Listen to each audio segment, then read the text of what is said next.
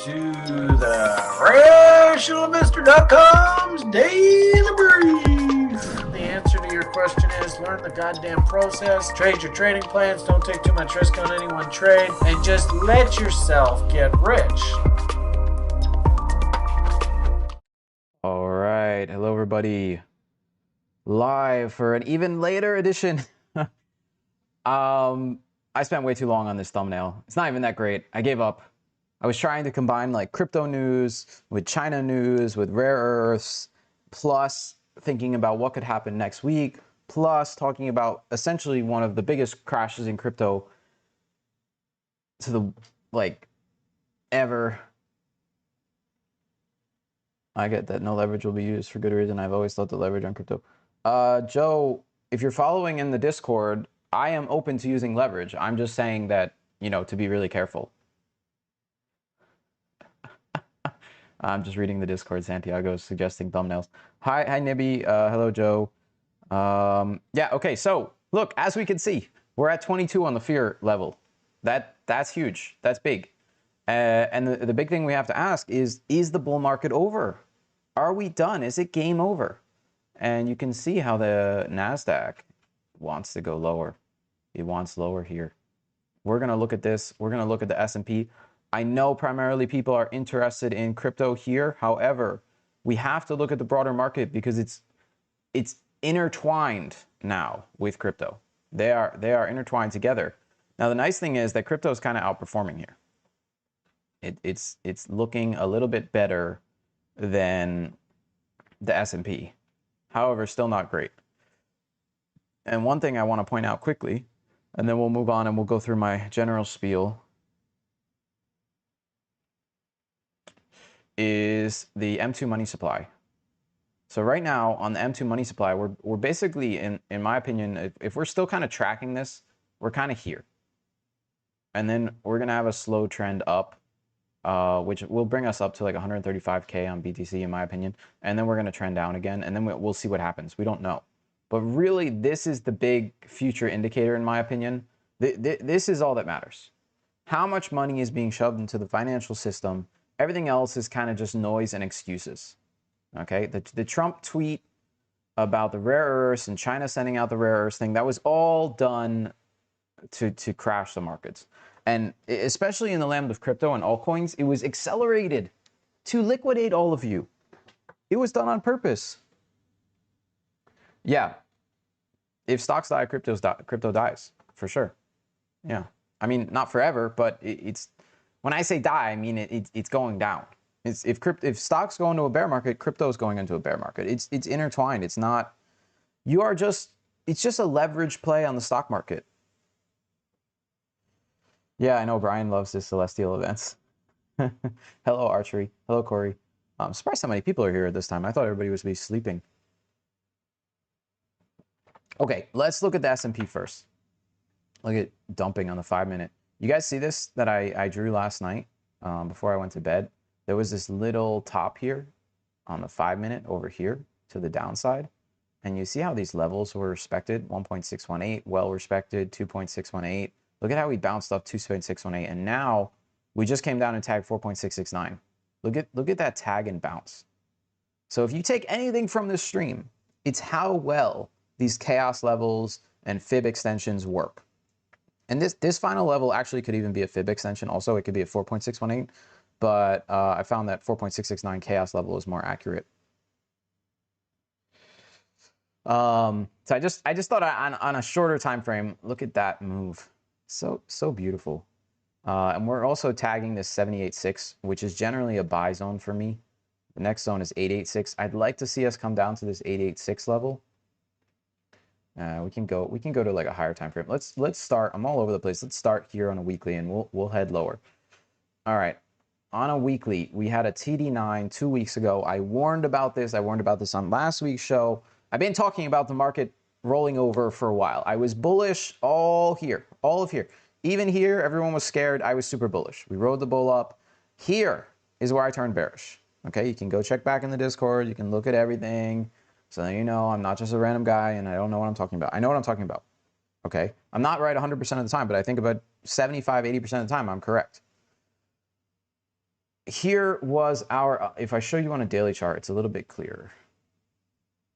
Let me this down a little bit. I found that this was not perfect. There was room for slight adjustments here. So if we pull this back, you can still see that we flirted with this level right here. See this end of the parallel channel? And then they actually faked people out. I thought it would be saved here. They rejected it, and now we're heading lower. This is not, if you're a bull, this is not what you want to see here. This could get very bad. Okay, this could go, all right, that's your first move down, and here's your second move down to 646. It could roll all the way down to there, which, by the way, if we look at extensions, right, if this is kind of your range here, like almost this, I would say more so here. If this is kind of your range, then the 4.669 is all the way down at 6,000. I'm not saying we go down there. Okay, I'm not saying be fearful, the end of the world is coming. I'm not saying that, but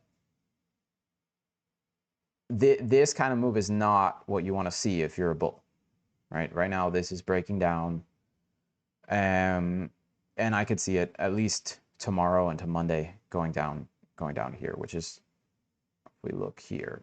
So if you wanted to short this and you wanted to be conservative, your targets would be here. 78.6, 88.6 would be the zone they would hit before we could get a potential bounce.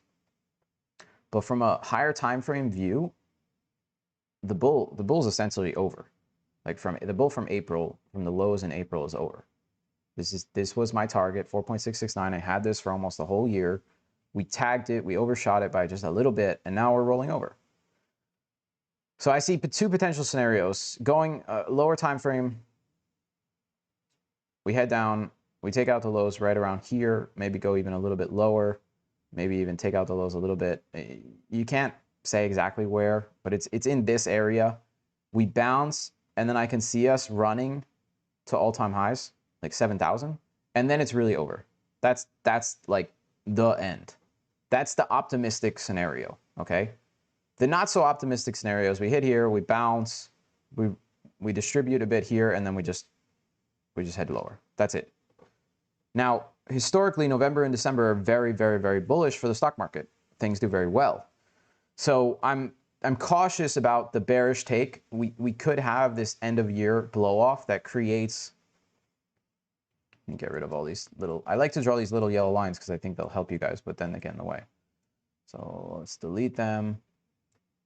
So right now we had, right on a weekly chart, our first breakdown.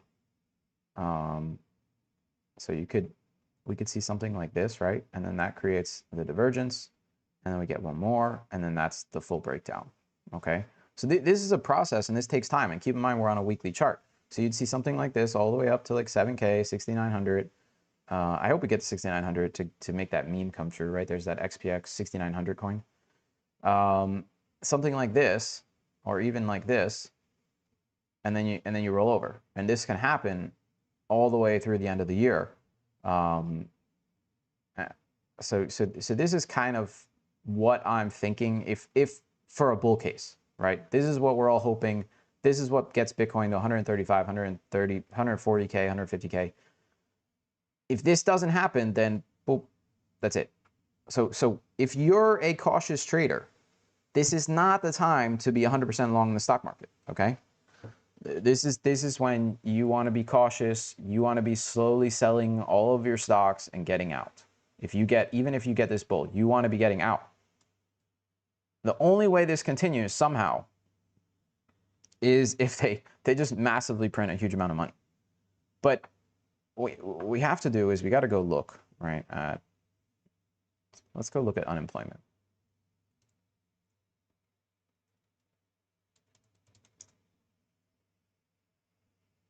Unemployment USA, not Thailand. Thailand doesn't matter. Yeah, here we go. Fed unemployment rate. Okay. We want to see, is this starting to trend higher? And you can see it is. I don't know why we only have up to August. We only have up to August. They stopped putting out the data. Now, isn't that convenient? You have a government shutdown. They stop putting out the data because maybe the data is not good. Maybe the data is quite bad. So when unemployment rises, the Fed starts lowering interest rates, and that's when the crashes happen, right? So like if we go here, and you can see 2020, that was a major crash. And obviously 2027, 2028, you see how the unemployment spiked, and you had it here also. So that is what triggered the crash. Now, if we go and look at Fed interest rates,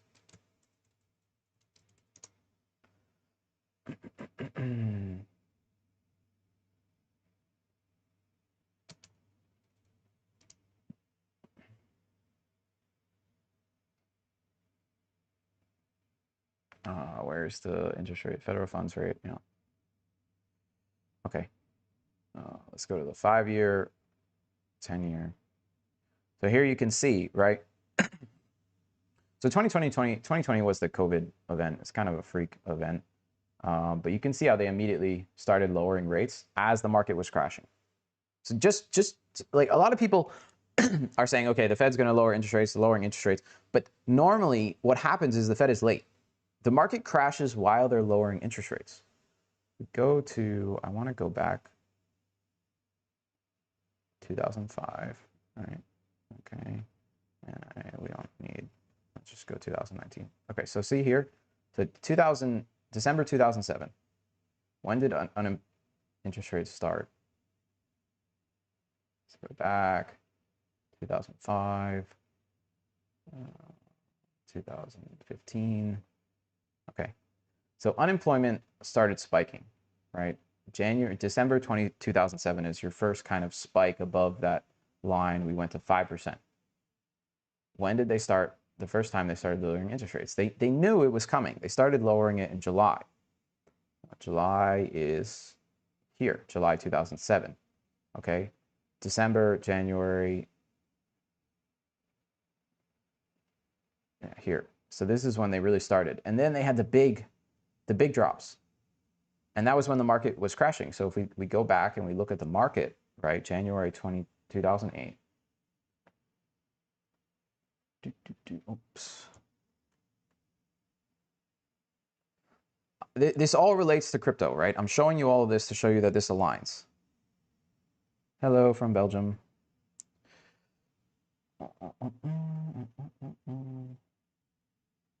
2008, let's go back. Oh, there's not even, just go to SPY.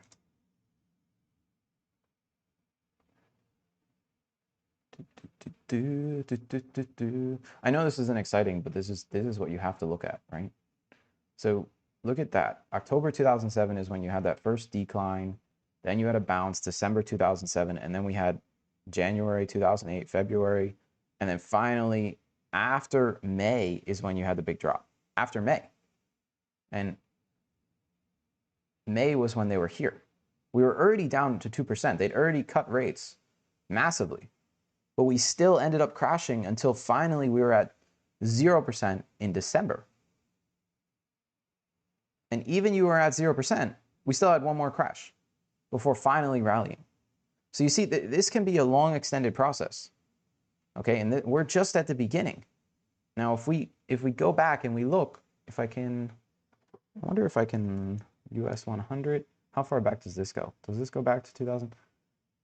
Nothing goes back that far. Why does nothing go back that far? Why didn't we have, I guess because TradingView didn't start before then. But I want to show how likely there was a parallel uptrending channel, and we broke down from that said channel, right? So parallel uptrending channel, broke out from that channel, broke down from that channel, retested the channel, and then had the big break, okay? So these channels are important. Even if we break out to the upside a bit, the lines created by these long 2-3 year channels are important, and I think they have value, and that's why I like to draw them on the chart. And you can see how far we've come. This is just ridiculous. We have gaps down here, right? 571, stuff like that. So this is just the start. It's just the start. And I'm not saying the crash is going to happen tomorrow. I think we'll get one more high. But what I'm telling you is that long term, this is coming to an end. And all the signs are there. Unemployment spiking, Federal Reserve lowering interest rates too late, and finally, and the market crashing while they're doing it because everyone thinks that because they're lowering interest rates, money's going to come to the system and the market's not going to crash. That's what they want you to think, so then it can crash. Okay, let's go back to the SPX. So to recap, short term here,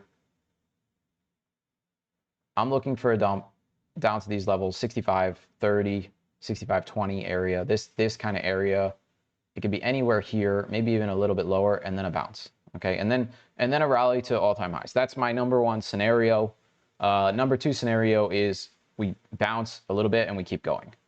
Just keep in mind that could happen. Okay. All right, that's stocks.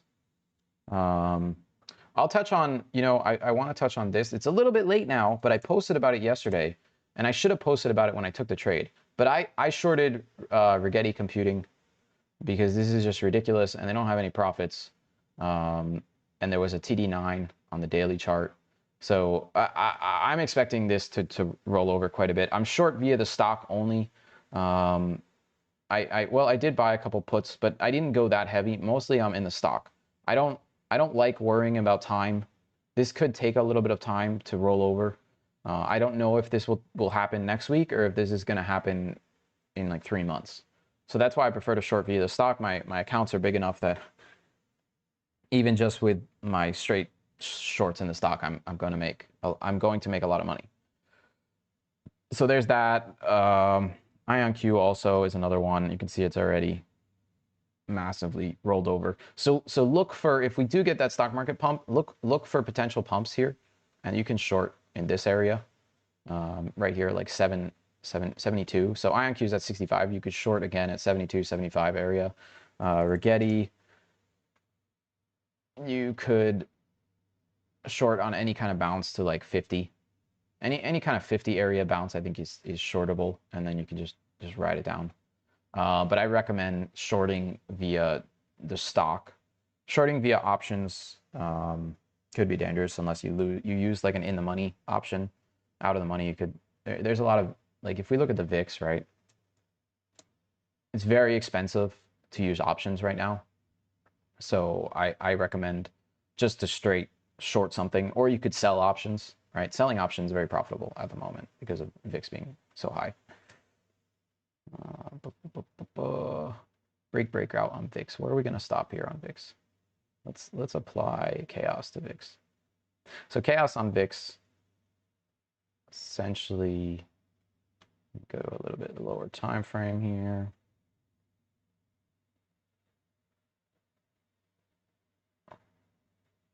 Yeah, so VIX could spike to 29. That's what chaos is telling us. I don't know how guaranteed that is. 2.618, 1.618, almost always guaranteed to hit. 2.618, not so much, but you could see a spike to 29 on the VIX, which would, roll the market over quite a bit more and get us to that target I talked about. If we go and we look at Max Payne here, 650, they don't want it to go below 650. So I expect a floor around that level, 650, 6,500 to 6,550 is kind of where I expect on the S&P. And that lines up with what I talked about earlier. So there's all of that. Okay, that's Stockland. If you're interested in crypto derivatives in Stockland, I mean, coin has sold off quite a bit, right? But still kind of in an uptrend. I don't like this M top we're seeing here, but it's kind of followed my scenario where it dipped and then or moving higher. I don't like that it's dipping again. But on a daily chart, you want to look for that reversal and then move higher. And that'll coincide probably with the market bottoming. MSTR also, right, sold off a ton. I mean, we were at 450 just in July. So, this is another one to watch. And you've got a TD8 here. So if we bounce, this could bounce, right? You've got divergence here versus RSI. MACD on the daily is still negative. But I could see a potential reversal here. So I'm watching this. I'm looking for a potential bounce. And this could happen quickly. And this is just if you want to play the crypto market in Stockland.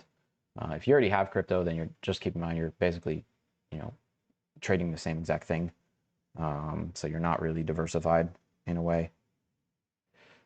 Really quick, natural gas. Henry Hub natural gas. This fully retraced exactly like I was expecting. So we're following this level. We filled the gap. I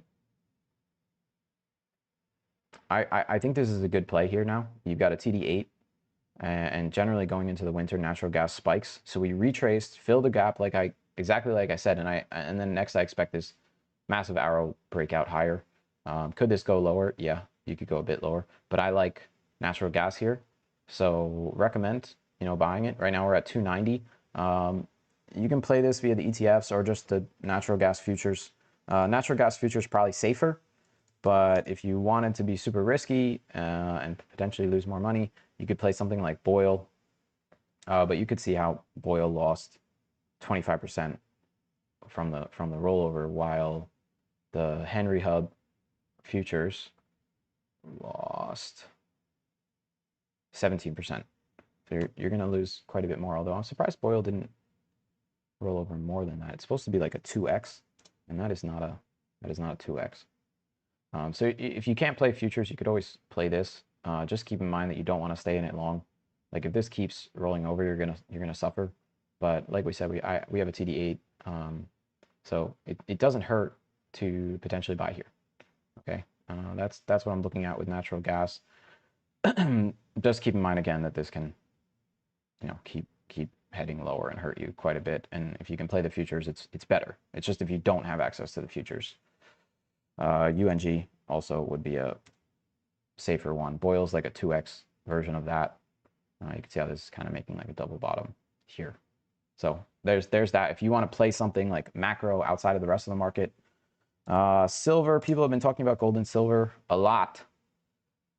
On a weekly, we're at a TD9, okay? I'm looking for shorts in silver. I was looking last week. I thought we would roll over from 50. We didn't. We're still going. My 4.669 target was 48, and we're at 54 here. This is crazy. This is absolutely crazy. I don't know how I could have potentially, forecasted this better. The only thing I can think of is I could have went out a bit further, but even going out adjusting this just a little bit would still only have gotten you to 52. But the fact of the matter is this is massively overbought. You've got a TD9. I'm watching for a breakdown on this. I haven't shorted it yet, but I'm watching. And as soon as this daily starts to break down, I'll look at shorts. I'm going to even set an alert there to look at shorts. But for now, I'm not touching it. I do have spot silver that I'm holding, and I'm very happy that I bought it years ago at like $12. So it's up massively. I have some coin stock that I was going to sell, but it looks like it might crash before then. So whatever your thoughts. Yeah, it will just follow crypto. So I'm going to get into Bitcoin and just trade off Bitcoin and use coin as kind of like a proxy. It's not exactly the same, but it's similar, and I think it's easier to graph Bitcoin. But it's looking like coin should bounce soon.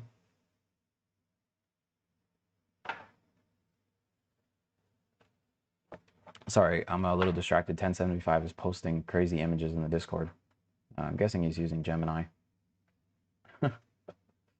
Okay, so somebody asked me in the Discord about Bitcoin. So we're gonna get into Bitcoin now, and I'm gonna give my short and long-term targets. We're gonna be done in 5 minutes. I have to go somewhere at 1, so I don't have a lot of time here.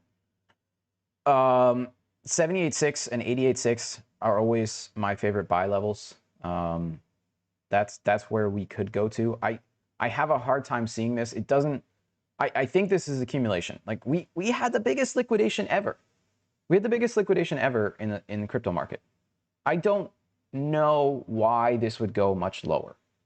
At this point, this like here was the massive liquidation, and then this is like the second one to just scare everyone out. But every time you see crypto, fear and greed at a 22, you should consider that potentially this is a buy area.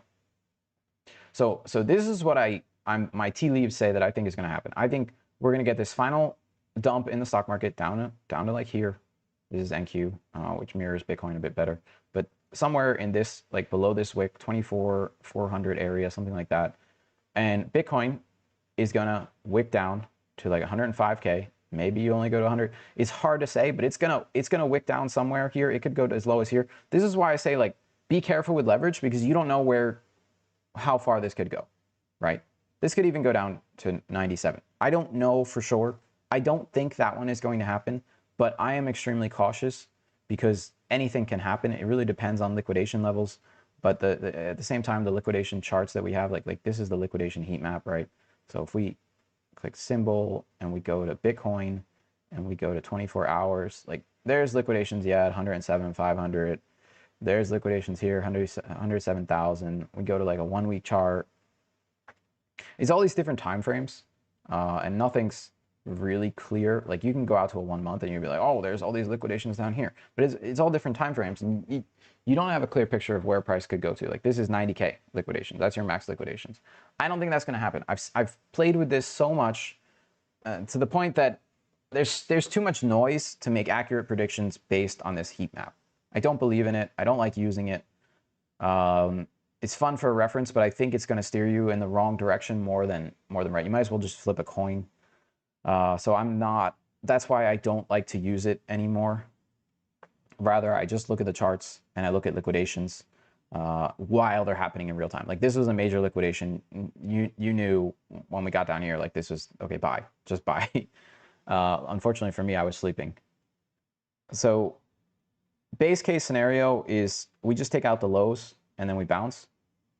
Worst case scenario is we go down to we go all the way down to this 365-day VWAP level and take out this low from here. This is a major support here. I'm not just pulling this number out of my butt. This would go back to all the way May 2025. That would be how they really take people out. I don't see it. Don't think that's going to happen, but there's always that chance. The daily chart does not look good, right? You don't have any TD yet. This MACD doesn't look great. You have no divergence here. On the lower time frames though, like an 8 hour, right? We basically came across on the other side. This was quite the fake out. Luckily my trend heuristic channel showed the rejection. And now you're walking down the trend line essentially, and this is the last move before we rocket higher. I do believe we're going to rocket higher. I think they're going to save the stock market. Everything's going to be saved, and we're going to rocket higher, and we'll have a bit of a blow off top rally, and then that's it. But we're creating those divergences now. This has to happen to create those divergences and allow the major players in the stock market to exit. Okay, a huge amounts of money are being traded up here. Like if you look at the dark pools and things like that, there is insane amount of money being swapped out here, and they need to create this. We've had 1% swings every week this week. They need to create that volume. You see the increased volume? They need that to exit their positions. That's what's happening. They know what's coming. Okay, so if you want to play this in the short term, because we are going to get that rally, get people all fueled up, and then we're going to distribute, and everything's going to end. Look for entries down here. It's going to be fast. It's going to be something like this. You're going to have to just have a plan ahead of time and have your finger on the pulse or on the trigger per se. But it needs to be at the correct points. And if you're playing leverage, be very, very careful, because all it takes is a 10-second wick like this, and you're done. You're done. It's over. So that's kind of why I caution against it, because I think most people don't know how to use it. And I've learned the lesson the hard way myself a couple times. But yeah, that's kind of it. So that's my base case, right? Anywhere below, here, 107, 400 to 105, 103, and then something like that. But it's going to be fast. It's going to be hard to get in. Anytime something's hard to get into, it's a good trade. Well, I think liquidity is going to be pulled on the downside, and then it's going to be pumped back in. But I think eventually, they're going to pull it everywhere, and we're going to get a crash. And when the market crashes, Bitcoin's going to crash. Okay, so Ethereum, if we look at BTCD, right now BTCD is heading higher. They're going to rug you a bit on this, a little bit more, before finally we reverse. But it's getting ready to put in that reversal. Right now, it's still in a bit of an uptrend. But this secondary line, you can see, is kind of starting to create a bit of a reversal level. So I would look for that. I think Bitcoin's going to outperform a bit. They're going to wreck you on Ethereum, but eventually you can re-enter. So with Ethereum, I could see. Let me take a quick look at this here.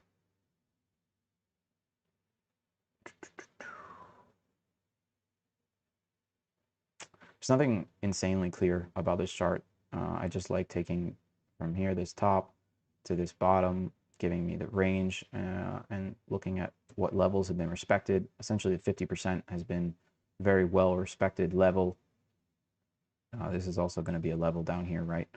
Major level. So Ethereum, I could see going down to 3968 on the crash. If we do a simple like ABCD from here, right? That puts you basically at 39s, right below 3,700.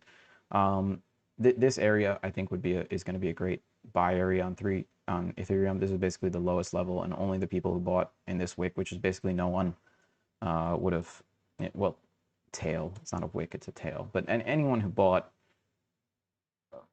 when we headed down here, they would have. They're the only ones that are not going to get stopped out. Everyone else is going to get stopped out, which is exactly what the market wants. So 3,600 area, probably 3,600 is what will happen for Ethereum. You might move down to 35. It's possible. So just be careful. But this is what I expect going into tomorrow. So we're going to do something like this, and then we'll just sit here through the whole weekend, and people will wonder if we're going to dump more or not. And we won't. We'll just sit there, and then eventually, we might have one mini dip on Monday, and then we'll head up, or we'll just head up straight from there. But just understand that essentially in about 10 hours from now is when you really want to be paying attention. When the U.S. opens, you want to watch this market like a hawk. You want to have a clear plan, because this is the time. This is the time when the big move happens, and you either miss it or you get it, or you catch it. And if you catch it, you're going to be paid very well. If you miss it, you're going to have to chase, and they're not going to make it easy to enter. Okay, you maybe can get it here, but you're going to be worried about the next. If you let's say you miss it, let the weekend play out, and then try again on Monday for that move up. Those are kind of your two scenarios in the case that you do miss this play. All right, I have to go, guys, but hopefully that explained everything. That gives you the information you need to play this going into tonight and the weekend and Monday.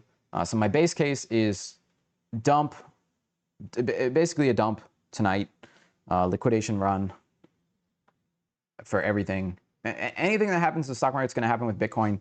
It's don't separate them. They're one and the same. They're connected. So follow that, and by next week we should be moving higher. You might get one more dump Monday or Tuesday, and then we'll move up. That's what I'm seeing. Okay, I gotta go, guys. Hope you be safe out there. I'll be around on the Discord posting and updating, and I'll see you in there, and then and then I'll talk to you next week on the show. All right, bye, guys. Thank you for watching.